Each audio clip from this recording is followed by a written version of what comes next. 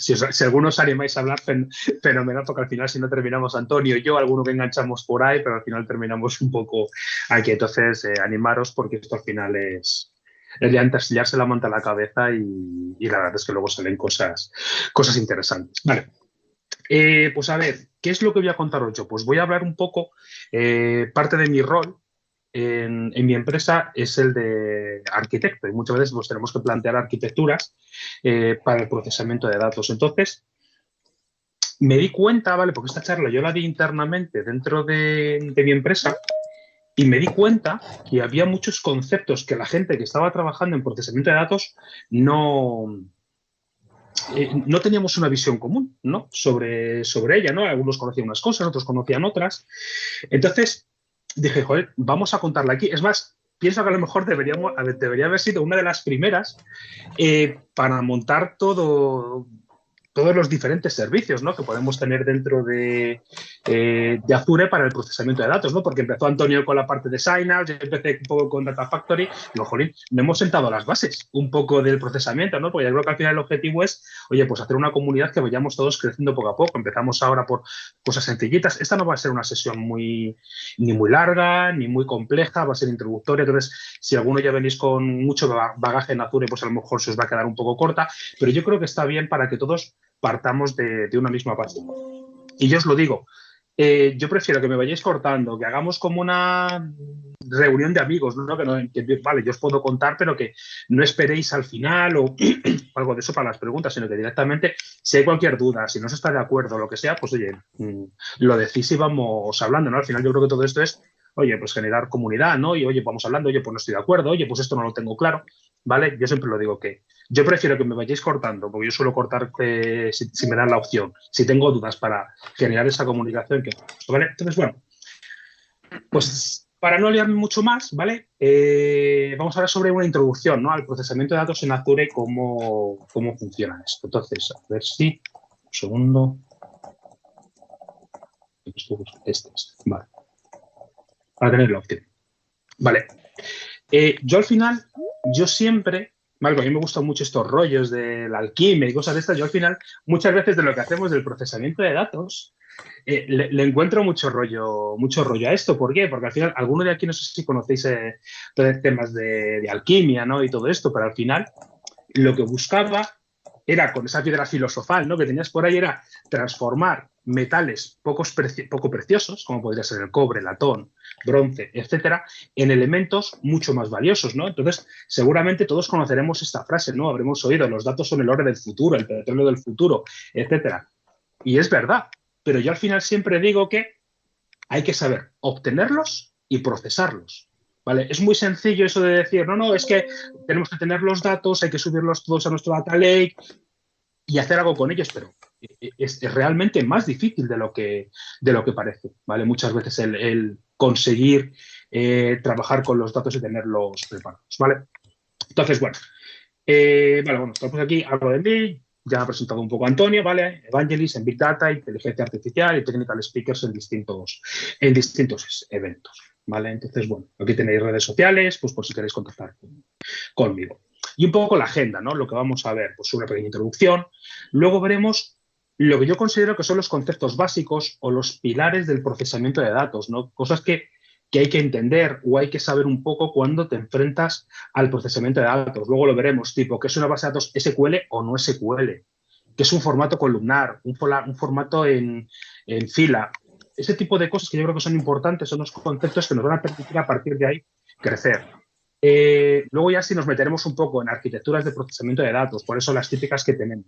Y luego un repaso rápido a los componentes, ¿no? ¿Cuáles son los componentes principales que tenemos? Algunos pues ya los hemos visto, ya los hemos presentado, otros que seguramente irán saliendo y otros, bueno, que considero menores que, como dice Antonio, bueno, pues serán un poco colaterales y que irán apareciendo en distintas charlas, ¿no? Pero bueno, intento cubrir todo ese espectro de forma que tengamos pues esa, no sé si decir base común, ¿no? De conocimiento o de entender las cosas. O al menos como yo las entiendo. Yo os digo, si tenéis cualquier duda o comentario, levantéis la mano y decís, pues yo no estoy de acuerdo con esto. Y lo vamos viendo. Entonces, introducción, ¿vale? Seguramente todos hayamos visto este vídeo que salió en el Build del 2022. ¿vale? Esta imagen, este datamés de las bases de datos, analítica, gobernanza de datos, y cómo lo que se pretende es crear esta Intelligent Data Platform, que aquí es de donde viene el nombre de este meetup, de intentar crear este elemento, este componente que sirva de base para poder hacer otras cosas dentro de Power Platform, Azure, cualquier otra cosa que vayamos a hacer. Y integrar o encapsular todo este trabajo de procesamiento de datos dentro de esta Microsoft Intelligent Data Platform. Y está guay para presentárselo a un CEO, para presentárselo a alguien de negocio. Pero nosotros que estamos aquí, que estamos dentro de esa caja, sabemos que no es tan sencillo, que no es poner 4 nombrecitos y cosas de estas, ¿vale? Que requiere mucho más trabajo y mucho más proceso para sacarlo adelante. Entonces, normalmente esto se basa en una serie de flujos de datos, ¿no? Nosotros tenemos nuestros datos en local, datos en la nube, datos tipo SaaS, que pueden ser aplicativos que tengamos en la nube o en cualquier otro sitio. Hacemos esta ingesta de datos, de información en bronce, con poco valor, la vamos limpiando, la procesamos hasta conseguir, vamos pasando de este bronce, silver, golden, luego ya veréis la arquitectura del medallón, ¿no? Que por ahí viene un poco toda esta idea, ¿no? De la alquimia, ¿no? De ir transformando los datos para que al final la gente que saca valor de esos datos realmente pueda generar o pueda crear cosas valiosas, ¿vale? Cosas valiosas para la gente de negocio. Y ese es el proceso que queremos hacer. Y ahora ya iremos bajando un poquito en todos estos elementos. Bueno, y eso se conoce normalmente con procesos de ETL o ELT. Por si alguno todavía está un poco despistado, que yo creo que no, pero bueno, los procesos ETL, ¿cuáles eran? Pues eran esos procesos que se ejecutaban más on-premise, en donde, bueno, pues se extraían datos de bases de datos, de FTP, de otras soluciones, se transformaban en local, normalmente en on-premise, informática, talent, etcétera, y se llevaban un data warehouse, ¿vale? El Microsoft Data Warehouse que podíamos tener, ese Data Warehouse, para procesar estos datos y, bueno, podíamos hacer algún tipo de data mart, extracciones orientadas, etcétera. ¿Qué es lo que pasó? Que esto, cuando llegamos a la nube, nos dimos cuenta de que esto, pues, casi no nos valía. Entonces, normalmente se hacen procesos ELT, que es Extract, Load y Transform, o yo os digo ELTL. ¿Por qué? Porque al final terminamos teniendo de nuevo esa carga, ¿no? Pero lo que hacemos es que, ponerle aquí el punterito este, ¿vale? Extraemos los datos, hacemos este load, hacemos esta extracción, esta carga, la transformación y volvemos a cargar seguramente dentro de nuestro data warehouse, ¿vale? Y esa es normalmente la arquitectura que solemos llevar a cabo. Más compleja, con distintas capas, luego lo veremos, pero básicamente es lo que vamos. Entonces, bueno, vamos a ir viendo, pues, distintos conceptos básicos que yo creo que para mí son importantes. El primero, el del data lake, ¿vale? Todos los que llevamos ya algún tiempo trabajando con este mundo del Big Data, nos acordamos de eso de los silos, ¿no? De los silos de información, que todo estaba encapsulado. Teníamos la información a lo mejor en una base de datos, en aplicaciones cloud, ficheros de logs, información que tenemos en redes sociales, información que nos pueden llegar de dispositivos de IoT o información en real time. Y toda esta información originariamente, pues, estaba encapsulada, estaba almacenada en los aplicativos de turno, y el poder acceder desde otro entorno o desde otro departamento o desde otra área a estos datos era un auténtico dolor por la gente de IT, conseguir accesos, ver cómo podíamos hacerlo. Entonces, por eso se hablaban de esos silos, ¿no? Esos silos de información y del concepto de romper los silos.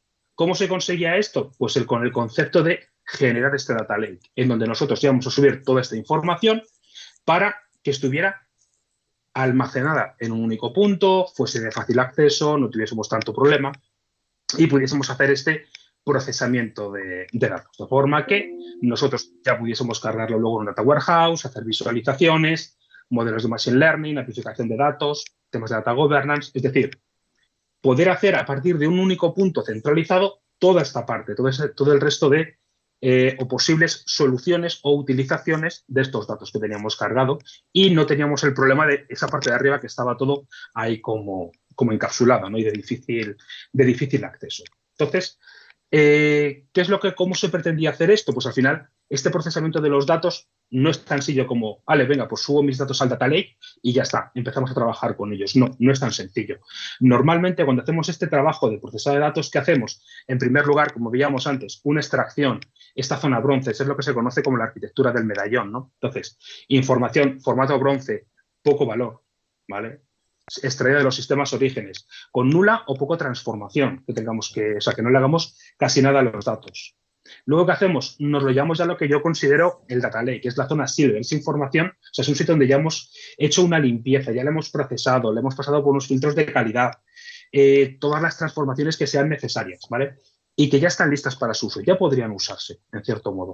No tenemos información agregada, no tenemos información con agrupaciones o contaminadas con requisitos de negocio, pero sí están estructurados y con una limpieza adecuada para ser utilizados.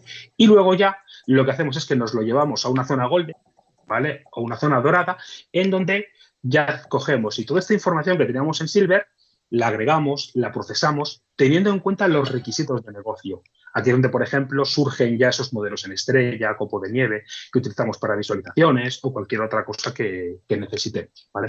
Pero los datos como van pasando por estas capas y vamos limpiándolas y vamos obteniendo cada vez información de mejor resultado, ¿vale? Entonces, esta información al final, como no se queda almacenada en el aire.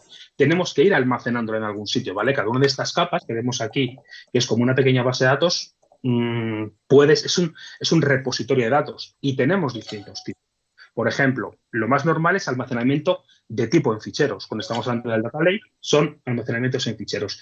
¿Y ahí qué es lo que tenemos? Pues tenemos distintas opciones. Tenemos información en claro, sobre todo cuando extraemos de RAW, extraemos CSVs, JSON, ¿vale? Información que puede venir en TXT, imágenes. Puede venir en claro, abierto sin comprimir, o pueden venir comprimidas. Pero la tenemos aquí en esta capa. Son unos tipos de ficheros que solemos procesar. Cuando ya pasamos a la zona silver, ahí normalmente nos solemos encontrar ya con unos formatos de almacenamiento mucho más orientados al concepto del data lake, como pueden ser Parquet, Delta o ERC, que son modelos columnares. ¿Qué quiere decir esto de modelos columnares? Normalmente es como si imaginásemos un CSV en el que, en lugar de almacenar este CSV como tal en un fichero, lo que hacemos es que lo dividimos por columnas. ¿Por qué? Porque nos basamos en la premisa de que muchas veces yo no consulto todo mi dataset, todo mi CSV, sino que a lo mejor de un fichero de 20 columnas solo necesito 5, o 6, o 4. ¿Para qué voy a andar recorriendo el resto de columnas que yo no voy a utilizar, como puede ser a lo mejor una base de datos o algún otro tipo de estructura? Entonces, yo lo que hago es que particiono mi CSV, para que nos hagamos una idea, por columnas. Los comprimo, bueno, los particiono, los comprimo y los voy almacenando, ¿vale? Tienen una indexación por detrás, pero con eso lo que conseguimos es que las búsquedas sean mucho más rápido. Trabajemos con información en columnas, solo vamos a leer las columnas o los ficheros que realmente nos interesan, ¿vale? Accedemos a esos particionamientos de columnas que nosotros realmente necesitamos, ¿vale? Y además en comprimido, con lo cual va a ir bastante más rápido. ORC también es otro formato columnar. Delta, yo creo que ahora mismo Delta se está convirtiendo en estándar, ¿vale? ¿Por qué? Porque nos proporciona unas capacidades ACID y una serie de mejoras sobre Parquet. No voy a entrar aquí ahora, pero bueno, podría ser un buen tema para hablar en algún momento sobre Delta, ¿no? Y todas las capacidades que nos proporciona. Pero bueno, es el formato, yo creo que más estándar que se utiliza ahora mismo en la mayoría de los data lakes, ¿vale? Almacenarlo todo en Parquet llevar algún más de tiempo y las cosas nuevas va sobre todo en Delta. ORC yo creo que ha ido un poco en desgracia, ¿no? O en poco uso. Y luego tenemos Abro, en el que el enfoque es, en lugar de trabajar sobre las columnas, yo lo que me cojo es cada registro y en cierto modo como que le pongo una cabecera con metadata, información del propio registro, de forma que luego me sea mucho más sencillo. Por ejemplo, imaginemos un fichero Abro que sea un JSON. Yo puedo meter el esquema en esta cabecera, de forma que no tengo que pasárselo, sino que ya está autocontenido en el propio mensaje, ¿vale? Entonces, es una forma, sobre todo se utiliza mucho cuando estamos con el Event Hub, cuando tenemos con información, el Capture, es decir, que nos coge todo el registro, nos lo encapsula y nos lo almacena, ¿vale? Pero va más orientado a eso, a coger todo un registro y almacenárnoslo entero, ¿vale? No lo particionamos en columnas. Y luego hemos visto almacenamiento en fichero, que es sobre todo el que se utiliza en el data lake, pero las bases de datos siguen existiendo. Esas no han desaparecido. Lo que ocurre es que ahora tenemos una mayor variedad, ¿no?, de opciones o de sabores a la hora de trabajar con bases de datos. Tenemos en primer lugar las relacionales. SQL Server, Oracle, Postgre, MySQL, tenemos las típicas. ¿Cuáles tenemos también? Orientadas a clave valor, Voldemort, Redis, orientadas a columnas. Ahora veremos un poquito más detalle cada una de ellas. Orientadas a columnas, HBase, Cassandra, seguramente muchas de estas os suenan. Documentos, pongo, CouchDB. Orientadas a grafos, Neo4j, Titan, ¿vale? Que son las más típicas a nivel de open source. Dentro de Azure, ¿qué tenemos? SQL Database, Synapse, SQL Data Warehouse, y para toda esta parte de NoSQL tenemos Cosmos DB, ¿vale? Que nos cubre todos estos sabores. Y ahora también han metido dentro de Cosmos la parte distribuida de Postgre, ¿vale? Con Citrus, creo que se llama. Entonces, lo que han metido ahí es esta capacidad de poder tener las bases de un PostgreSQL, es decir, un modelo relacional, pero distribuido, con todas las capacidades y las ventajas que te proporciona Cosmos, ¿vale? Pero en un modelo relacional, que no lo tenía, ¿vale? Entonces, yo creo que ahí complementa bastante toda la suite, ¿no?, de casuísticas que podemos tener aquí con Cosmos. En este tipo de diapositivas, Roberto, vamos a tener que meter un nuevo tipo de bases de datos. A ver, ¿cuál? Que son las vectoriales. Para almacenar los vectores del dichoso ChatGPT y compañía, los embeddings y toda esta gaita. Esa la están metiendo mucho en la parte de Redis, clave valor, sí, etcétera. Sí, pero bueno, sí. Pero sí, ahora con todo lo nuevo que está surgiendo es que yo creo que va a impactar tanto en todos los sitios que sí. Es brutal. Vale, entonces, ¿cuáles son las características principales, ¿no?, para que tengáis un poquito claro para qué se utiliza cada una, cuándo os puede venir bien utilizarlas? La primera, clave valor. Almacenan los datos en formato bajo una clave. Como veis aquí, yo tengo una clave y almaceno todo mi contenido. Pero para la base de datos el contenido le da igual. No sabe lo que hay dentro, no se preocupa de lo que hay dentro. Tiene una alta disponibilidad, consistencia bajo clave. ¿Por qué? Porque estas claves están ordenadas lexicográficamente. Tenemos un alto rendimiento en escrituras y lecturas bajo clave. ¿Por qué? Porque estamos entrando siempre por esta clave. Como está siempre ordenado, siempre lo va a encontrar rápidamente cuál es el punto por donde tiene que entrar. ¿Cuál es el problema que tiene? Queries muy limitadas, porque solo podemos hacerlo por clave valor, y las que no consultan por la query, pues tienen que analizar cada uno de esos elementos. Es como cuando vas a una base de datos relacional de toda la vida y haces un like. Un like de un contenido de texto, pues claro, ahí se puede tirar y se puede morir la base de datos como te descuides buscando cosas. ¿Por qué? Porque es que tiene que analizar cada uno de los streams hasta que localiza algo que más o menos se parezca. Entonces, tenéis que tener en cuenta eso. Y siempre vais a tener que leer y escribir todo el valor completo. No podéis acceder a cierta parte del contenido, ¿vale? Para él es como si fuera un chorro de bits, ¿vale? No hace mucho más. Entonces, bueno, tienen su utilidad, pero hay que saber cuándo la podemos utilizar o cuándo debemos utilizarla. Luego tenemos las columnares, que es un poco como una vuelta de tuerca, ¿no? O una evolución en donde nosotros tenemos un almacenamiento en formato bajo una clave, ¿vale? De nuevo, ordenación lexicográfica, con lo cual la entrada, si vamos por clave, va a ser mucho más rápida. Pero aquí proporciona el concepto de las column families. ¿Qué es una column family? Es decir, lo que dice es, en lugar de tener un chorro de bits como teníamos antes, lo que hace es como si tuviésemos distintos apartados en cada uno de los contenedores. Es decir, nosotros podemos tener, por ejemplo, una column family donde vamos a tener la información de los clientes, otra column family con los ítems que ha comprado, por ejemplo, una tienda virtual, pues qué es lo que ha comprado, y otro con las entregas, ¿no?, que se le han hecho con la información de esos productos. ¿Qué ventaja tiene esto? Que nosotros normalmente, si vamos a actualizar, por ejemplo, los datos de un cliente de su correo electrónico, no tengo que sobreescribir todo el contenido, solo tengo que sobreescribir la parte de customer. Esa column family, para eso usuario en concreto. ¿Que tengo que un nuevo producto que ha comprado? Tengo que sobreescribir o insertar un dato aquí, pero no tengo que modificarlo todo. Entonces, aquí depende de cómo estructures y de cómo generes tú tus column families, te irá mejor o te irá peor, pero la ventaja que tienes es esta, ¿vale? Que ya no necesitas tratar todo el registro como una entidad completa, ¿vale? Y normalmente, bueno, pues es el tipo JSON. Entonces, tienen alto rendimiento en escrituras y lecturas bajo clave, pero se penalizan las queries que no consultan por clave. ¿Por qué? Porque de nuevo tenemos que analizar todo lo que tenemos. A lo mejor si tenemos alguna capacidad de indexación o alguna cosa, pero dependería de la base de datos. Luego, ¿qué tenemos? Las documentales, ¿vale? Yo creo que ya son las que todos, o muchos en cierto modo conocemos, Mongo, ¿no? Todas esas que tienen bastante nombre bueno. Entonces, almacenan los datos en formatos semiestructurados, ¿no? XML, JSON, BSON. Cada documento tiene una clave única. Pero la ventaja es que aquí sí podemos crear índices. Podemos ir a crear índices sobre el elemento y sobre algún campo que a nosotros nos interese. Con lo cual, luego las búsquedas van a ser mucho más rápidas. Tiene mucha flexibilidad en las queries, ¿vale? A la hora de buscar y sacar información. Pero, ojo, si el documento es muy variable, es decir, un JSON no tiene un esquema definido como tal y no estamos forzando ese esquema.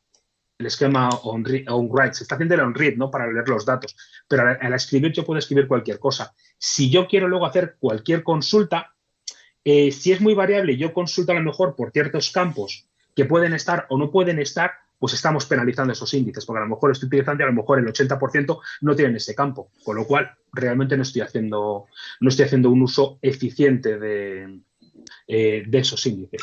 Y por otro lado, no existen joins y si existen, son muy costosos. Entonces, normalmente, ¿qué es lo que se suele hacer? Existe el concepto de desnormalización de una base de datos. Todos venimos, si somos de la antigua escuela, yo me acuerdo de la universidad, primera forma normal, segunda forma normal, tercera forma normal, la Boice-Code, y tú acababas hasta las narices de normalizar tus datos. ¿Por qué? Pues porque en la época de Mari Castaña, de cuando venimos nosotros, pues el almacenamiento era muy caro y como teníamos pocos datos, el procesamiento era muy barato, se hacía enseguida. Entonces, lo que se intentaba siempre era reducir el volumen de datos que almacenábamos. ¿Qué es lo que ocurre ahora? Y ahora se han cambiado las tornas. Ahora el almacenamiento está tirado de precio, literalmente tirado de precio, y lo que es costoso es el procesamiento. ¿Por qué? Porque tenemos un volumen muy alto de datos. Entonces, lo que se dice es que en lugar de tener las entidades todas separaditas, usuario, direcciones de envío, productos, etcétera, lo que se busca es desnormalizar, unificar toda la información dentro de un único mensaje. Por ejemplo, aquí tenemos los datos de la persona, las direcciones de envío que tiene asociadas, que en una base de datos relacional estos serían dos elementos distintos relacionados. Tendríamos una relación de 1 a n de datos de persona y direcciones. Aquí no, aquí lo unificamos todo. ¿Por qué? Porque así, en cuanto yo lea este contenido, voy a tener los datos de la persona y la dirección. Y yo me puedo encontrar que a lo mejor esta dirección está por duplicado. O sea, perdón, me puedo encontrar que los datos de las direcciones pueden estar por duplicado o triplicado. Imaginemos, a lo mejor no tiene mucho sentido, imaginemos listado de productos y dentro de cada producto yo pongo las direcciones a las que se ha enviado. ¿Vale? Por ejemplo, ahí volvería a tener toda la información de las direcciones. Es decir, podría tener la información por duplicado en distintas colecciones o documentos, por triplicado como sea necesario. ¿Por qué? Porque lo que se busca aquí es rapidez y facilidad de lectura y que solo tengamos que leer una única vez, ¿vale? Y que tengamos toda la información ahí contenida. Eso, ¿cuál es el problema que tiene? Que como tengamos una base de datos que se esté modificando mucho, nos encontramos con problemas. ¿Vale? Así que eso también tenerlo en cuenta, que no todo es bueno o bonito, que en este caso ya no sale barato el tema de escribir, ¿vale? Pero tenerlo ahí en cuenta. Y luego tenemos la de los grafos, ¿vale? Que se basa en el concepto de árboles dirigidos. Los registros normalmente suelen ser pequeños, pero con relaciones complejas. Aquí lo que estamos buscando es potenciar sobre todo las relaciones entre los elementos. Redes sociales, por ejemplo, temas de jerarquías en empresa, de quién es el jefe de quién, cómo se va moviendo, que al final en las empresas todo ese tipo de cosas se van moviendo bastante. Entonces, ahí es donde funcionan muy bien, ¿vale? Los registros son nodos, las relaciones son árboles. Normalmente, ¿qué es lo malo que tienen? Estas bases de datos no son recomendables para entornos distribuidos por el tema del particionamiento. Es complicado de particionar. Normalmente, si tienes unas bases de datos muy grandes, tienes que intentar buscar una clave que te permita separar bien los datos. En alguna ocasión yo he visto por ahí que decían, pues por ejemplo, si tienes una base de datos en distintos continentes, pues intentar particionar un poco a lo mejor por continentes, que normalmente ahí no vas a tener conexiones entre los elementos. Intentar buscar algo que penalice poco esa distribución de los datos. Y normalmente las actualizaciones son costosas.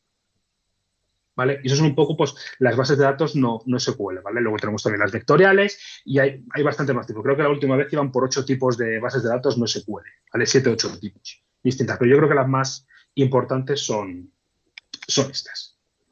Luego, otro punto importante, ¿vale? Cuando hablamos de las bases de datos. La diferencia en las transaccionales y las analíticas, o las OLTP y las OLAP, que muchas veces hay gente que no termina de ver la diferencia entre una y otra. Las OLTP, Online Transactional Processing, son las bases de datos transaccionales, las normales, las que tenemos detrás de un aplicativo web, de una aplicación de empresa, que nos sirve como repositorio y da soporte al modelo de negocio. ¿Qué es lo que tienen? Transaccionalidad fácil, rápido procesamiento, normalizado. Trabajamos con datos frescos o deberíamos trabajar con datos frescos, pero no excesivamente grandes, ¿vale? Las bases de datos, como mucho, pues hasta 1 tera ya y ya es mucho, 1,5 tera, y aquí ya estaríamos empezando a tener problemas serios de rendimiento si no tenemos las cosas bien particionadas y bien montada la base de datos. Y vamos a trabajar con muchos usuarios concurrentes, ¿vale? Aquí tenemos, por ejemplo, SQL Server, Oracle, Postgre, etcétera, ¿vale? Pero siempre son más orientadas a las transacciones, a dar soporte a el aplicativo X, al que sea. Y luego tenemos la OLAP, Online Analytical Processing. Hacen referencia a las bases de datos más tipo Data Warehouse. ¿Qué es lo que nos proporcionan? Capacidad de análisis. Están optimizadas para ejecutar queries pesadas y largas. De nuevo, datos desnormalizados. Lo que decíamos antes, para evitar joins. Los joins cargan muchísimo la base de datos. Entonces, intentamos desnormalizar los datos. Y aquí vienen un poco esos modelos en Estrella, Copo de Nieve, que tenemos nuestra tabla de dimensiones y las tablas de hechos, y las dimensiones tenemos ya los join hechos. ¿Para qué? Para ahorrárnoslos, para no tener que hacerlos, ¿vale? Datos históricos y con gran volumen, por encima de 1 tera, 2 teras, 3 teras, etcétera, y pocos usuarios concurrentes, ¿vale? La diferencia suele ser el volumen y número de usuarios que tenemos concurrentes. Ejemplos: Synapse, Redshift, Snowflake, ¿vale? Que vayan un poco dentro de esta línea. Vale, pues con esto un poco los datos iniciales. No sé si alguien tiene alguna duda, algún comentario, o sigo para adelante. Si no, si me dice nada, creo que no hay ninguna mano ni nada. Vale. Entonces, ya nos metemos un poco en la parte del procesamiento, ¿vale? Ya que tenemos un poco la base, ¿vale? Normalmente a la hora de trabajar, ya lo comentaba en la otra charla, ¿vale? Tenemos como 3 tipos de procesamiento de datos. Tenemos las planificadas, ¿vale? Que son que ejecutamos ciertas operaciones sobre datos acotados, ¿vale? Ejemplos son las cargas o actualizaciones que hacemos nocturnas, cada 12 horas, cada X horas, ¿vale? Que vamos cogiendo y vamos refrescando nuestros datos. Asíncronas es información acotada, pero que no controlamos en el momento en el que se inserta. Típico ejemplo de un usuario de negocio que llega, se conecta a una web, actualiza una serie de precios en un CSV, lo sube a Azure y dice: oye, actualízame todos los dashboards con este nuevo dato que te subo. No sabemos cuándo lo va a hacer. Normalmente lo hace entre las 9 y las 10, pero a lo mejor un día llega tarde, se le ha puesto la niña mala, yo qué sé, cualquier cosa. Entonces, tenemos que hacerlo según suba esta información y en streaming, ¿vale? No está ni acotada, ni en tamaño, ni nada, y tenemos que ir tramitándola según nos vaya, ¿vale? Según nos va llegando esta información. Si ya nos metemos un poco más en los componentes de la arquitectura, ¿vale? Que normalmente, ¿qué es lo que teníamos? Ya lo veíamos un poquito antes, ¿vale? Teníamos nuestro origen de datos, almacenamiento de toda esta información que nosotros vamos recuperando, procesamiento batch. Estos datos batch normalmente lo que hacemos es que los procesamos y los solemos meter en un modelo analítico. Aquí no tiene, lo pongo como un modelo analítico, pero no tiene por qué ser enfocado a una OLAP. Por ejemplo, yo he desplegado muchos modelos orientados a BI, Estrella, Copo de Nieve en una base de datos normal y corriente. ¿Por qué? Porque a lo mejor el volumen no era tan sumamente grande. No era un volumen muy grande. A lo mejor estamos hablando de 200 megas, 300 megas. Y pagar a lo mejor un Synapse, ahí a lo mejor Antonio no sabe, pero yo creo que partimos de 1.500, ¿no? La más baja, 1.400 por ahí, la más baja de todas, la S100, SC100. Sí, no sí, para tener un pool dedicado levantado todo el mes, por ahí anda, sí. Sí, por ahí anda. Entonces, muchas veces a lo mejor con una base de datos normalita, levantada, que a lo mejor te cuesta el equivalente a 400 euros, dólares, pues con eso lo solucionas. ¿Por qué? Porque no tienes un gran volumen de datos. El modelo sigue siendo coherente con el BI, ¿vale? Nuestro modelo Snowflake, Copo de Nieve o como sea, tenerlo ahí, con lo cual nos viene fenomenal, pero no tenemos que pagar tanto porque a lo mejor no tenemos tanta volumetría. Y luego ya, bueno, la parte de analítica, reporting, etcétera. Esta es la parte más batch. Bueno, podemos hacer el entrenamiento de nuestros modelos en Machine Learning. Luego tenemos la parte de real time, ¿vale? Ingesta de los modelos en real time. Podemos necesitar o no información que tenemos almacenada. Procesamiento en streaming. Podemos, a partir de eso, nosotros podemos a lo mejor consultar modelos de Machine Learning que tengamos desplegados para enriquecer nuestros datos. Y bueno, luego ya pues o almacenarlo en nuestro modelo analítico o utilizarlo para la parte de reporting, ¿vale? Y todo esto, bueno, pues orquestado, ¿vale? Para que todo esto tenga sentido y vaya bien. Entonces, existen muchos tipos de arquitecturas. Si entráis en la parte de Azure de arquitectura, os encontráis con diagramas a porrillo para distintas soluciones. Pero yo creo que, por simplificar, yo vería 3 tipos, ¿no? Los 3 grandes tipos de procesamiento. El primero son las arquitecturas batch, en donde yo pongo aquí el ejemplo como con el agua, ¿no? Para meter en el Data Lake, no tienes un chorro, sino que vas como a cubos, vas echando poco a poco. Es decir, vas haciendo un proceso cada X horas, una vez al día, etcétera. Entonces tú tienes esta información, la vas cogiendo en módulo batch, la llevas a la parte de las vistas y el cliente puede consumirla, ¿no? Pero vamos como poco a poco, ¿vale? Haciendo estas cargas. Tienes, por ejemplo, la que es más orientada al real time, que es una arquitectura capa. Está pensada principalmente para dar servicio en el real time. Es como tenemos aquí como una bomba que es capaz de extraer y llevarnos el agua de una forma constante, ¿vale? Porque estamos procesando los datos todo el tiempo. Podemos tener a lo mejor un almacenamiento a largo plazo para poder hacer consultas, etcétera, pero se basa en la parte del speed layer, estar constantemente analizando los datos en tiempo real para dar servicio. Las lambda, lo mejor de los dos mundos, ¿vale? Podemos tener procesamiento de información en batch cuando sea necesario, información en tiempo real para poder procesarlo. Y bueno, es un poco las 3 arquitecturas no principales que ahora mismo hay. Luego puedes tener modificaciones, puedes tener cambios, etcétera, pero bueno, estas son las 3 arquitecturas típicas con las que podemos encontrarnos. Si esto lo aterrizamos ya a componentes Azure, ¿vale? Que es un poco lo que nos interesa, oye, ¿cuáles son los distintos servicios que al final vamos a utilizar? Pues, ¿qué tenemos? ¿Vale? En este primer caso, por ejemplo, la he hecho con Data Factory y Databricks, luego os la pondré con Synapse, porque básicamente es lo mismo. Tenemos los servicios externos, tenemos nuestra capa de integración de datos, es decir, nos traemos los datos de nuestros orígenes, orquestaciones con Data Factory, procesamiento de datos con Databricks o con Functions, ¿vale? Que están más en boga el tema de arquitecturas en IA real time, almacenamiento, como hemos visto, o en fichero, en nuestro Data Lake, o en las bases de datos que hemos visto antes, ¿vale? Tanto SQL como no SQL. Analítica avanzada, Azure ML, Databricks, servicios cognitivos, ¿vale? Disponibilizar esta información, si tenemos datos y queremos disponibilizar hacia el exterior, API Management, para hacer una API para que pueda ser consumida desde el exterior, o nuestros modelos de ML en un contenedor, ¿vale? Con AKS para poder controlarlo. Consumo desde Power BI y, por supuesto, la seguridad que no falte. Databricks, Key Vault, Databricks, Active Directory y el Key Vault. ¿Vale? Y eso es un poco, al final, el diagrama de arquitectura con los componentes que suelen estar normalmente en todas las arquitecturas. Si nos vamos, por ejemplo, a la de Synapse, ¿vale? Muy rápido, pues más o menos es muy parecida. ¿Qué es lo que nos cambia? Toda la parte de integración, Synapse Pipelines, toda la parte de procesamiento, Synapse Pipelines, en lugar del procesamiento, en lugar de utilizar Databricks, los Spark Pool, ¿vale? Que algún otro elemento aquí vemos. Pues vemos, por ejemplo, que tenemos aquí la parte de Data Warehouse, como lo teníamos en la otra. ¿Vale? Pero al final son arquitecturas que son bastante similares, ¿vale? Entre sí. Lo único que cambia son, pues, ciertas piezas que nos van cambiando. Pero a mí siempre, cuando yo tengo que hablar con un cliente o explicar alguna cosa, los diagramas de arquitectura, así en plan soluciones, se me quedan siempre muy cortos, ¿vale? Se me quedan muy cortos porque al final no me están proporcionando el sentido o el movimiento de los datos, no de ese procesamiento de los datos con los que tenemos que trabajar y tenemos que darles sentido. Entonces, a mí siempre me gusta más trabajar con el concepto de flujo de datos, ¿no? Para ver cómo se nos van moviendo, de forma que, si por ejemplo en un proceso batch, lo que tenemos nuestra ingesta de datos con Databricks, nos lo llevamos a nuestra zona bronce, como veíamos antes, hacemos nuestro proceso de transformación de datos, lo almacenamos en nuestra zona Silver. Veis como lo que comentábamos antes, vamos pasando por las distintas capas de nuestra arquitectura, con Databricks para que haga este procesamiento, por ejemplo, y hacemos una disponibilización.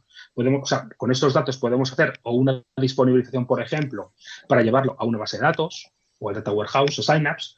Podemos hacer temas de analítica avanzada, o Databricks, Azure con la parte de MLflow, Azure ML, servicios cognitivos, ¿vale? Los desplegamos en AKS, amplificación de los datos. Es decir, todos nuestros datos vemos que se van moviendo de la zona bronce, silver y golden, ¿vale? Para que vayamos enriqueciéndoles y cada vez dando más sentido a los datos para que los consuma negocio, ¿vale? Bueno, la parte de luego de Power BI al final para consumir los datos, y Data Factory para orquestación, Active Directory, Key Vault para seguridad, Log Analytics y Monitor para monitorización, y Data Governance para con Purview. Me hay que quedar Azure.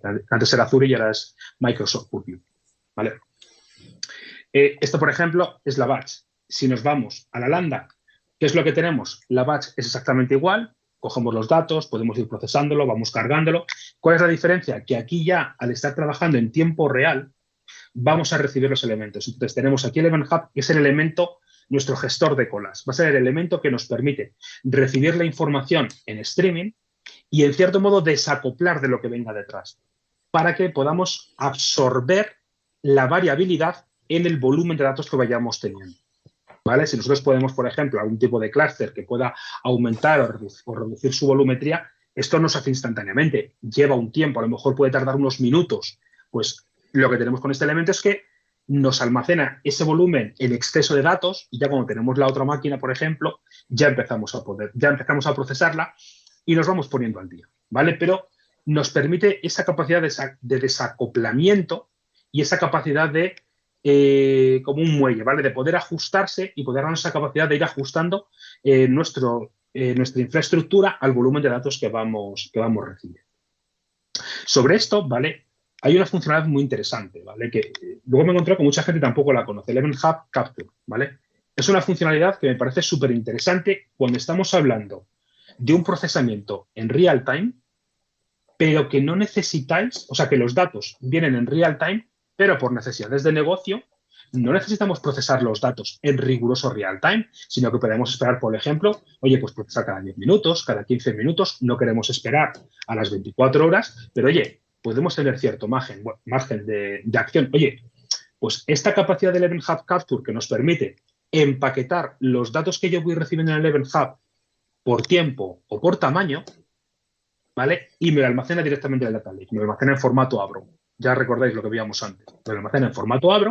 Entonces yo puedo tener un proceso que cada vez, creo que a nivel de tiempo como máximo cada 15 minutos y de tamaño 200 megas de fichero Avro, me lo puede coger. Entonces yo lo puedo llevar aquí y como yo lo almaceno en la zona batch, por decirlo de alguna forma, puedo procesarlo en un modelo batch. Y os puedo asegurar que es mucho más sencillo trabajar con datos en batch que en datos en streaming, ¿vale? El streaming, procesar todos los datos, requiere más de expertise, conocimiento, etcétera. Es más complicado. Entonces, si no tenéis esa necesidad de un riguroso tiempo real, esta opción de que estos ficheros me los vaya dejando por aquí y yo los vaya procesando cada 5 minutos, cada 10 minutos, o en asíncrono cada vez que me deje un fichero, es mucho mejor. Mucho mejor porque vais a procesar todo el fichero completo en un formato más batch, ¿vale? Aquí me meto en formato de Delta Lake y todo eso, no estoy entrando en esa parte que son nuevas formas de poder hacerlo, ¿vale? Aquí estoy yendo un poco más a lo básico que podamos tener. En caso de que realmente necesitemos un procesamiento más en streaming, pues ya no nos queda más remedio que trabajar con herramientas que nos permitan esto. Por ejemplo, tenemos la parte de Databricks Streaming o Spark Streaming de Databricks o con Synapse. O también utilizar Azure Functions. ¿Por qué pongo estas dos? Porque muchas veces, aunque tengamos streaming, cuando nosotros tenemos un streaming, como digo yo, duro o fuerte, temas de IoT, que nos van llegando muchos datos, necesitamos cierta escalabilidad. Entonces hay que utilizar Databricks o la parte de Synapse, ¿vale? De los Spark Pool. Pero hay otras veces que tenemos en tiempo real, pero realmente no tenemos un gran volumen de datos o nos van llegando mensajes de vez en cuando. Pues en esas situaciones o en esos casos, una Azure Functions puede cubrirnos perfectamente. No tenemos o no tenemos por qué tener un clúster de Databricks levantado constantemente. Una función está enganchada al Event Hub, está escuchando y cada vez que llega un mensaje lo procesamos y nos ahorramos una pasta. Os lo puedo asegurar, ¿vale? Porque Databricks es, cuando tenemos mucho elemento puede salir caro, pero cuando tenemos pocos datos, una función nos puede resolver el problema perfectamente. ¿Vale? Entonces hay que tener en cuenta cuál va a ser la volumetría de datos que vamos a estar trabajando. ¿Vale? Y bueno, luego ya tenemos datos que podemos necesitar de la zona Silver para leerlos o para escribirlos de esta parte de la parte de procesamiento en real time. Y luego, bueno, como teníamos antes, ya lo podemos llevar a la capa de servicio, ser consumidos por Power BI, bueno, y como veíamos antes. Data Factory para procesar la parte batch, Active Directory Vault para seguridad, monitorización y Data Governance. ¿Vale? Es un poco normalmente el stack que nosotros tenemos. Y luego, cuando estás en un formato capa, pues lo que tienes normalmente es esto. Aquí sí que estás hablando normalmente de un streaming duro y constante. Por lo tanto, pues o la parte de database streaming o a lo mejor con functions puedes solucionarlo. Lo que sí es importante, ¿sabéis? Bueno, luego lo llevamos a nuestra capa de servicio, ¿vale? Normalmente a Cosmos para poder disponibilizar estos datos. ¿Qué es lo que pasa? Que muchas veces necesitamos o desde el negocio se quiere que tengamos información consolidada. Entonces, aparte de Power BI, que se me olvidaba, esta información consolidada. Es decir, busca que por un lado, por la parte de arriba, nosotros llevemos los datos en tiempo real, pero a lo mejor de forma nocturna, la información que hemos cargado en tiempo real durante todo el día, la agrupemos, limpiemos, normalicemos, bla, bla, bla, y la disponibilicemos de forma que tengamos datos del tiempo real y datos consolidados del día anterior, que están más limpios. ¿Por qué? Porque hay una cosa que tener en cuenta en la Speed Layer. Lo que se busca es procesamiento lo más rápido posible. Hay que intentar procesar los datos, pero lo justo, como digo yo, lo justo y necesario, porque aquí lo que se prioriza es la velocidad. Entonces, no intentar hacer muchas cosas o todos los procesos de limpieza que podríamos hacer por aquí abajo, de normalización, de ajuste de datos, etcétera, en la capa de tiempo real. ¿Por qué? Porque es que entonces no llegamos. No llegamos normalmente de tiempo. Entonces, lo que tienes es procesar, como digo yo, lo justo y necesario para proporcionar una serie de datos más o menos de calidad y que el cliente sepa que ahí te puede faltar algún dato, ha podido haber algún error, bueno, algún dato raro, un outlier que tengas por ahí, un dato anómalo que de repente te llegue bueno, y te aparece en el real time, que a lo mejor no lo has filtrado. Y la idea es que a lo mejor todos esos datos luego, en un proceso nocturno, los normalices. Los normalices y tengas esa información para ser utilizada con posterioridad para otros procesos de negocio. ¿Vale? Entonces, por eso te digo, esta arquitectura capa, a veces yo me he encontrado con esta parte de aquí abajo, ¿vale? De luego tener que hacer esa información y tener que llevarla, ¿vale? Para poder luego utilizarla para otras cosas. Vale, bueno, aquí tenemos como antes seguridad, monitorización y data governance, ¿vale? Y estas son básicamente las tres arquitecturas que normalmente o casi siempre te sueles encontrar. Te varían los componentes, pero para procesamiento de datos normalmente es las que te sueles encontrar. A nivel de componentes, bueno, ¿dudas hasta ahora? Creo que porque tampoco es muy complejo. ¿Vale? Parece que va a ser bastante sencillo y tiene sentido, ¿vale? A sentar bases. Componentes principales. Pues bueno, Data Factory, ya estoy hablando el otro día bastante sobre ella, ingesta, control de flujos, data flow, ¿vale? Aquí un poquito más rápido por no enrollarnos porque ya lo vimos en el anterior. Aquí importante dentro de Data Factory, la parte de los data flow, ¿vale? Que aquí teníamos un poco los de los mapping data flows, que es este de aquí arriba, que era con las cajitas, y los de abajo, que es un poco el de Power Query, ¿vale? Que es bastante interesante si no quieres meterte en temas de escribir código, no con Databricks. ¿Qué más tenemos? Databricks o Synapse. Databricks, plataforma de procesamiento de datos, hermana de Synapse, bueno, está diseñada por los fundadores de Apache Spark. Bueno, nos da un montón de capacidades, están sacando un montón de cosas con los serverless, ¿vale? Tanto a nivel de SQL como a nivel de modelos de ML, se integra perfectamente con todos los servicios de Azure, entonces, bueno, dan muchísimas opciones. Synapse. Antonio ya nos ha dado varias masterclass sobre esta parte de los distintos elementos que tenemos, ¿vale? Nos integra al final toda la parte de SQL, toda la parte de los notebooks de los Spark Pool, Data Explorer, la parte de Data Factory, está integrada, ¿vale? Al final para ofrecer como esa suite, ¿no? Completa de los datos. ¿Qué más? Microsoft Purview, la herramienta de Data Governance por excelencia. Temas de mapeo de datos para poder analizar toda la información que nosotros tenemos almacenada, ya sea una base de datos, nuestro data lake, para ver lo que tenemos, mapear los datos, hacer nuestros catálogos de datos con esa capa semántica, ¿no? Para entender qué es lo que significa esa información que tenemos ahí.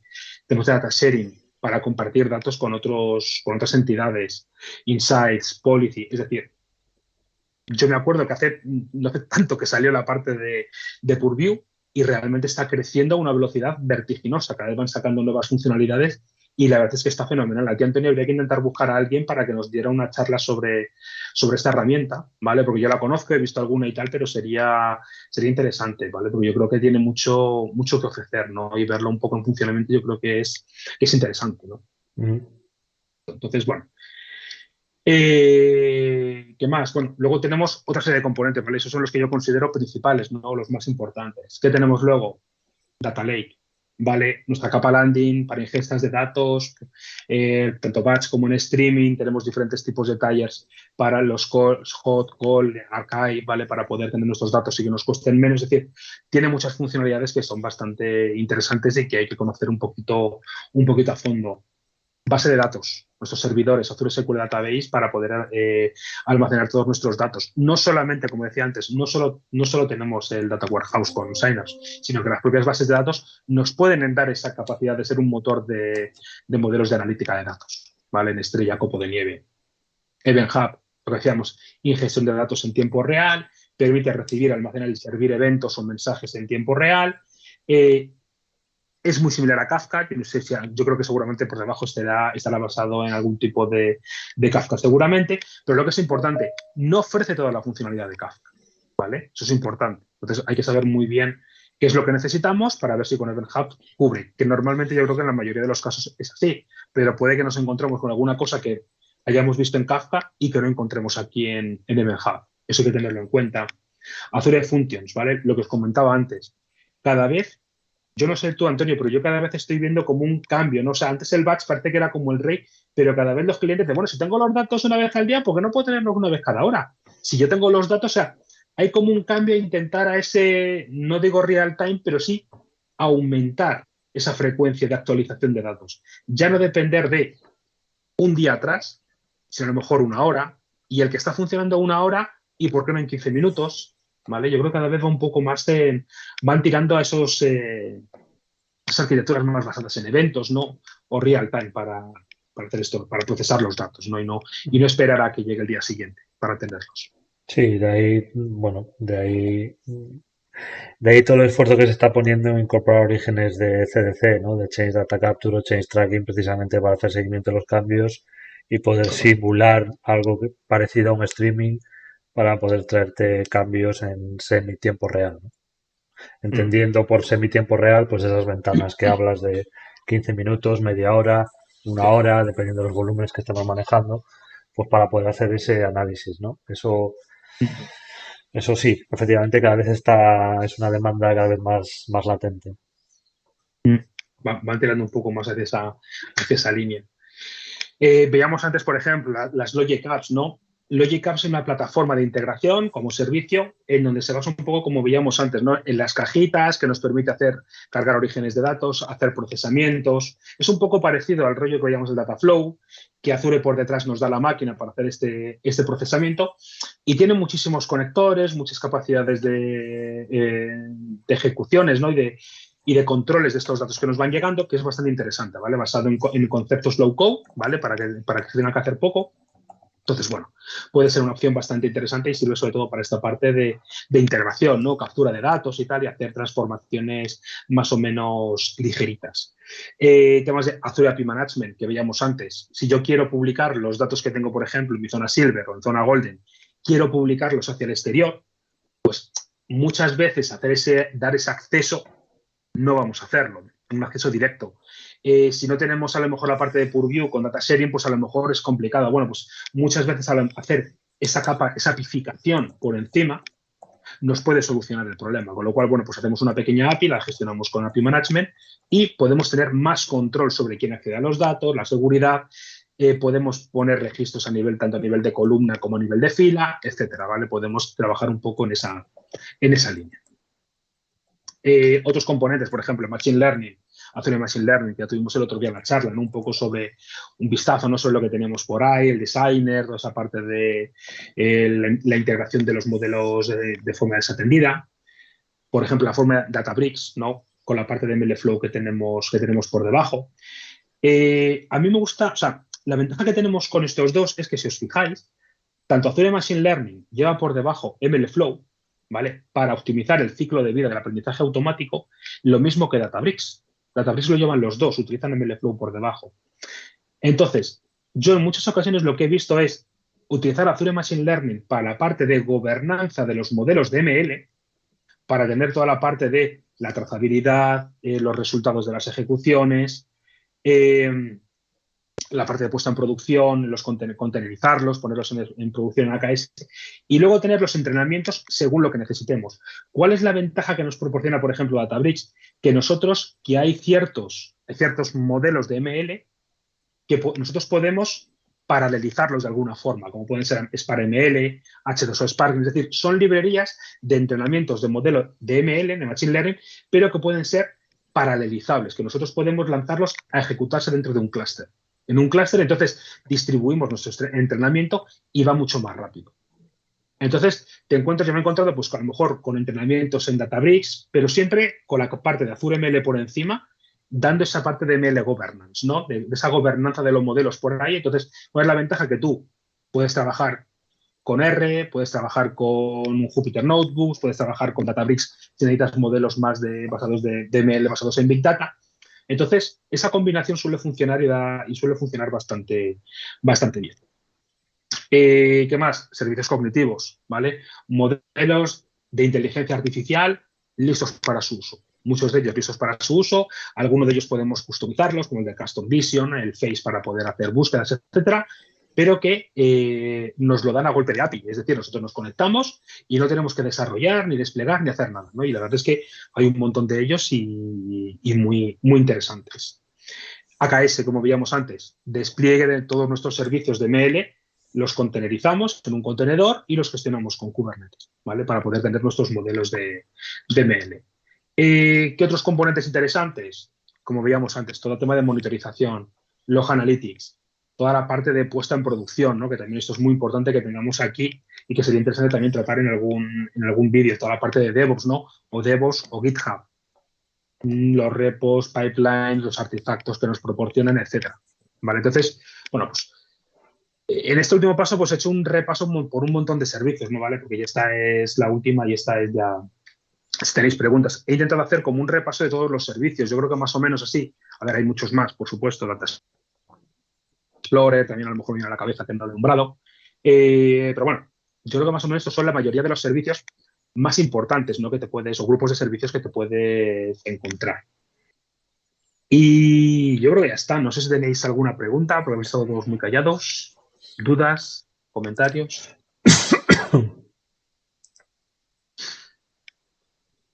Que no sabéis lo aburrido que es hablar uno solo, ¿eh? Contra la pantalla. Contra la pantalla, sí. Eso yo lo llevo fatal también.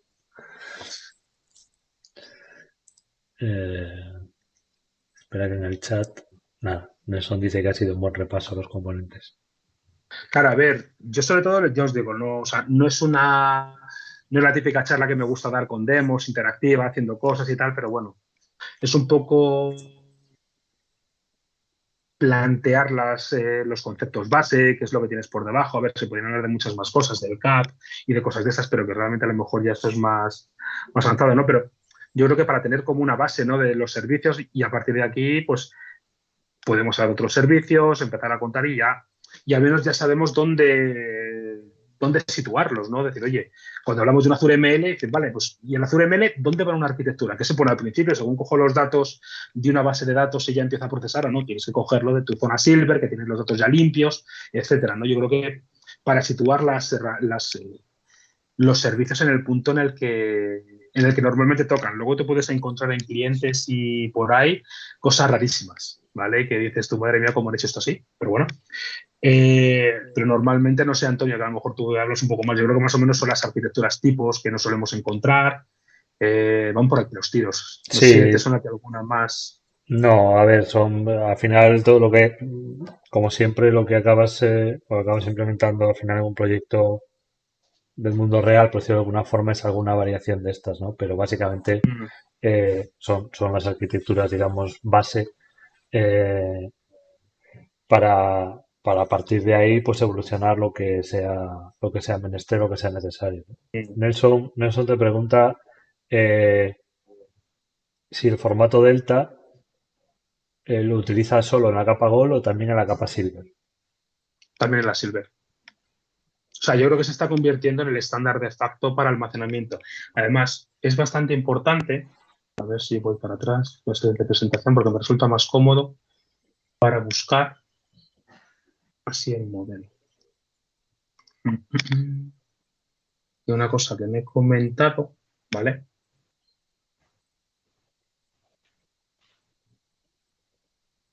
¿Vale? Esta funcionalidad que tú ves aquí que dices, oye, voy a consultar desde mi parte en streaming, voy a consultar contra el data lake, contra la zona silver, porque necesito recuperar algún dato o necesito alguna información. Esto, si lo haces con Parquet, ¿vale? Tienes los datos y vas leyendo, te sale muy caro simplemente por la forma en la que está implementada la consulta contra el data lake. ¿Por qué? Porque como los almacenamientos son en ficheritos pequeños, hay un coste, como digo yo, fantasma, que es consulta contra el blob storage, ¿vale? Consultas muy sencillitas. Estamos hablando de, o sea, por debajo de los céntimos de euro. Pero ¿qué es lo que pasa? Si estás en un proceso en streaming que estás consultando constantemente, ese 0,01 céntimos, por ejemplo, cuando tú estás haciendo un proceso que estás consultando ese fichero a ver si ha habido alguna actualización, o sea, no sé si para recuperar cierto valor en streaming, te encuentras claro, si tú lo consultas 1 millón de veces en el día, por muy barato que sea ese coste, termina haciéndose un volumen importante. Y a lo mejor te encuentras con 50 euros diarios, solo en esa consulta para acceder a un dato tonto, como digo yo. ¿Vale? Si tú tienes almacenada la información en Delta con Databricks y tienes habilitada, por ejemplo, la Delta Caché, ¿vale? No, creo que la han cambiado de nombre. No confundir con la caché de Spark, sino la Delta Caché. Como él te va almacenando si ese fichero ha sido modificado o no y lo tiene almacenado, si no se ha modificado, no te lee, con lo cual no tienes ese coste. Y se reducen las facturas muchísimo. Entonces, normalmente en zona bronce te extraes los datos según los tienes, normalmente aquí hablamos de un CSV, de un JSON. Aquí yo normalmente en bronce no recomiendo borrar los datos, pero sí recomiendo hacer un paso cada cierto tiempo para comprimir los datos, porque normalmente suelen estar sin comprimir, entonces para reducir el volumen o comprimir o jugar con los tires que te da Azure para pasarlos de hot a cold o sino archive para que no te salga tan caro el volumen de datos. Pero tanto en la zona del data lake como si vamos a la zona silver, ¿vale? Porque a lo mejor yo aquí no le he puesto, bueno, sí lo tengo, no le he puesto, pero esta información nuestra capa golden puede ser también nuestro data lake, ¿vale? No tiene por qué ser una base de datos como tal, ¿vale? Y yo recomiendo trabajar con Delta. O sea, yo ahora mismo ya todo lo que tengamos, hacer trabajo y actualizaciones de los datos con Delta. Pero aquí es importante una cosa, ¿vale? Cuando tú hagas la actualización de un dato en Silver, ¿vale? La idea no es machacar un dato. Quiero decir, imaginemos el precio de la gasolina. Mientras que a lo mejor en mi zona golden lo que se necesita es el valor actual del precio de la gasolina y yo sí necesitaría actualizar el dato del precio de la gasolina, a mí en zona silver necesito tener todo el histórico de los precios de gasolina para poder, si quiero hacer analítica de datos posteriores, poder ver un consumo de un camión con el precio de la gasolina en ese momento dado. Si yo voy machacando el dato, pierdo esa trazabilidad o pierdo esa referencia histórica de los datos. Con lo cual, tengo que almacenarlos todos. ¿Vale? Con su marca de tiempo, puede ser tipo S2, lo sueles hacer más en Golden, ¿vale? Tener este precio es desde esta fecha a esta fecha, o fecha y hora a esta fecha y hora, distintos tipos, ¿vale? Pero mientras que en Golden puedes permitirte el lujo de no tener histórico y solo tener el valor actual, porque por necesidades de negocio no necesitas el histórico, tú en la zona Silver siempre tienes que tener tu histórico Nunca debes machacar nada, nunca debes borrar nada. A priori, a no ser que sea una cosa muy, muy así, pero yo por regla general te diría no borrar nunca nada, mantener todos tus datos, los históricos, etcétera.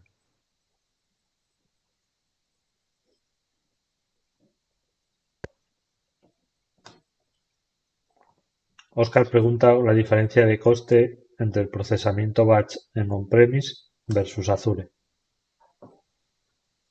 Pues es que eso depende, porque tú el procesamiento en on-premise, tú ahí depende de la máquina que pongas, entonces es lo típico, tú tienes los costes de la máquina que compres para procesarlo. ¿Cuál es la ventaja que tienes cuando trabajas con Azure? Que tú puedes adaptar las máquinas que tú necesitas para tu procesamiento con lo que tienes en on-premise. Normalmente tú en on-premise, pues yo tengo una máquina para hacer este proceso y esa máquina tardará lo que tarde, porque yo no voy a comprarte otra máquina más seguramente, a no ser que tenga una necesidad como tal. Entonces a lo mejor ese proceso me va a tardar 3 horas, 4 horas.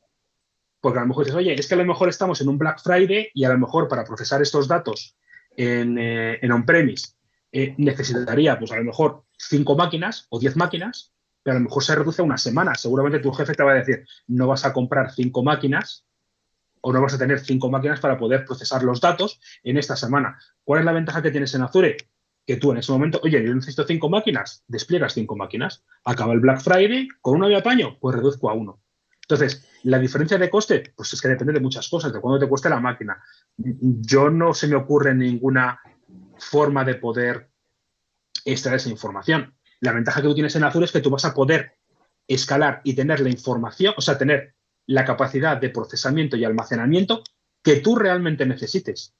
¿Vale? Esos gastos, los CAPEX y los OPEX, ¿no? De operaciones y de capitalización de los datos. Tú normalmente en on-premise, pues eso, tienes una máquina, 2 máquinas, una capacidad de cómputo y esa es fija. Y con lo que juegas es con lo que tardas en hacer las cosas.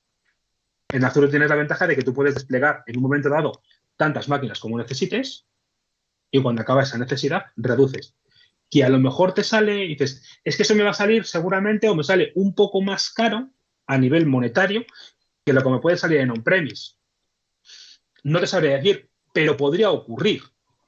No creo que fuera mucho más, no creo que fuera mucho más si tienes en cuenta todos los costes que tienes asociados. La ventaja que va a tener es que para el usuario de negocio, tú le vas a decir, este dato te lo doy dentro de 3 días o te lo doy dentro de 3 horas. Y ahí el usuario de negocio te va a decir, no, lo quiero dentro de 3 horas. No lo quiero dentro de 3 días.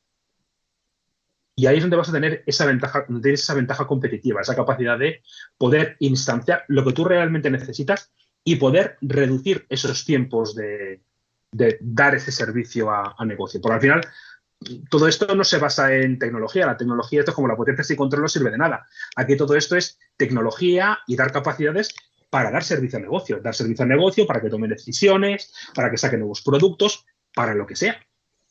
¿Vale? Y no puedes decirle, pues te doy los datos dentro de 3 días. Dice, no, es que lo necesito para hoy, no me vale dentro de 3 días. Es que tenemos el Black Friday. Entonces, por eso tiene tanto éxito los entornos cloud, ya no solo Azure, sino todos, porque tienes esa flexibilidad a la hora de procesar los datos.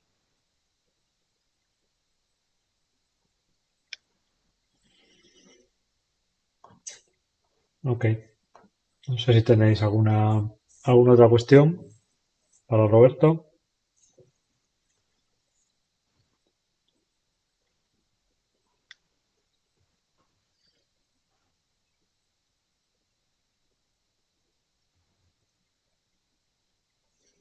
Bueno, Nada, te están dando las yo creo que gracias, Roberto. ok, Así que me uno pues nada, a ese muchas gracias a todos. agradecimiento. Sí, gracias también a vosotros por haber asistido y nos vemos a la siguiente. ¿Vale? Buena tarde a todos.